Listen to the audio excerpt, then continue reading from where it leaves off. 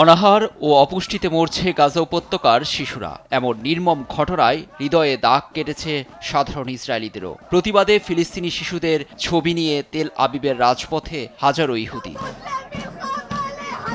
কেউ কেউ আটার বস্তা সামনে রেখে নেতানিয়াহু সরকারের বিরুদ্ধে দেন স্লোগান। এতদিন তারা যুদ্ধ বন্ধ ও জিম্মি মুক্তির দাবি জানিয়ে আসলেও এবার আন্দোলনে যোগ হলো ত্রাণ প্রবেশের দাবি। উপত্যকায় ত্রাণ প্রবেশে নেতানিয়াহু সরকারের আরোপিত নিষেধাজ্ঞায় লাখ লাখ শিশু অনাহারে মরতে বসেছে, কয়েকজন শিশু মারাও গেছে। স্ট্যান্ডিং টুগেদার মুভমেন্ট অর্গানাইজেশন ডাকা এই বিক্ষোভে আয়োজকদের দাবি, যুদ্ধ ও ত্রাণ নিয়ে রাজনীতি বন্ধ করতে হবে।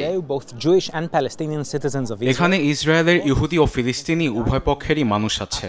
মানবিক বিপর্যয় ও অনাহার নীতির বিরুদ্ধে প্রতিবাদ জানাচ্ছি। গাজার অর্ধেক মানুষ অনাহারে পথে পথে ঘুরছে। এই যুদ্ধ ফিলিস্তিনিদের যেমন ভোগাচ্ছে তেমনি ইসরায়েলিদেরও। শিশুদের পরিকল্পিতভাবে মৃত্যুর মুখে ঠেলে দিচ্ছে নেতানিয়াহু, কিন্তু শিশুদের সঙ্গে কেন এমন আচরণ, এর প্রতিবাদ জানিয়ে উত্তাল ছিল যুক্তরাষ্ট্রের নিউ ইয়র্ক।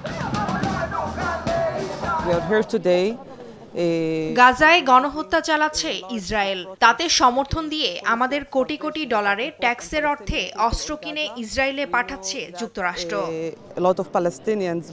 বিশ্বজুড়ে শরণার্থী ও মানবাধিকার প্রশ্নে আন্তর্জাতিক আইনের প্রতি শ্রদ্ধাশীল হওয়ার আহ্বান জানিয়েছেন জাতিসংঘ মহাসচিব। বিশ্বজুড়ে প্রতিনিয়ত মানবাধিকার, শরণার্থী এবং জাতিসংঘ সনদের লঙ্ঘন করছে। এসবের প্রতি সম্মান প্রদর্শন জরুরি, নয়তো সমাজে অস্থিরতা ও বৈষম্য ছড়িয়ে পড়বে। গাজার যে পরিস্থিতি, আমাদের দেখা ছাড়া আর কিছু করার নেই। সেখানে মৃত্যু আর ধ্বংস পরিমাপের মাপকাঠি নেই। প্রতিবাদ ও জাতিসংঘের আহ্বানকে বৃদ্ধা আঙ্গুল দেখিয়ে গাজায় থেমে নেই ইসরায়েলের ত্রিমুখী অভিযান। দুর্ভিক্ষ আর গণহত্যা থামাতে ইসরায়েলের বিরুদ্ধে ব্যবস্থা নেওয়ার আহ্বান জানিয়েছে শতাধিক এনজিও। তবে হামাস ইসরায়েলের যুদ্ধবিরতি ও জিম্মি মুক্তির সম্ভাব্য চুক্তি নিয়ে এ সপ্তাহে দোহায় যাচ্ছেন মধ্যপ্রাচ্য বিষয়ক ট্রাম্পের বিশেষ দূত স্টিভ উইটকফ।